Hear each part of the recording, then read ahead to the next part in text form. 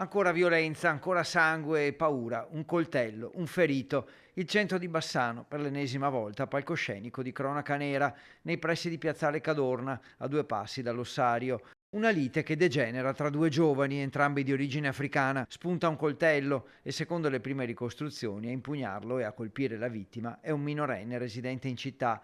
Il ferito non sarebbe in gravi condizioni. Sull'ennesimo fatto di cronaca indagano i carabinieri di Bassano.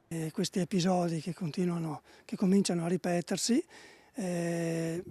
possono creare sicuramente preoccupazione.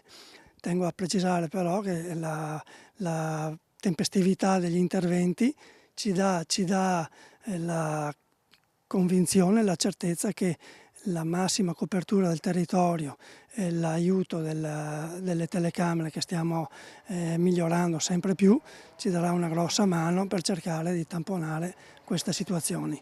L'elenco di episodi di violenza dunque si allunga ancora. I cittadini sono preoccupati, si rischia l'allarme sociale. I cittadini sanno benissimo che il nostro controllo del territorio è sempre più puntuale e le risposte che stiamo dando lo dimostrano, sono tempestive. È chiaro che certi episodi, visti da chi passa per la strada, non lasciano tranquilli.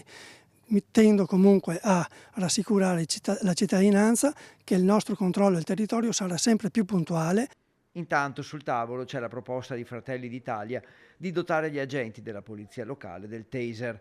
Ricordiamo però che fino al 31 dicembre il corpo fa parte dell'Unione Montana del Bassanese e solo dal 2026 tornerà all'interno degli uffici comunali. Ringrazio infinitamente la sollecitazione di Fratelli d'Italia, ricordando comunque che non sono da considerare un loro interlocutore principale, perché pur essendo assessore alla sicurezza di Bassano, questa richiesta devono mandarla alla giunta dell'Unione Montana, da cui in questo momento e fino al 31 di dicembre la polizia locale dipende, è polizia dell'Unione Montana.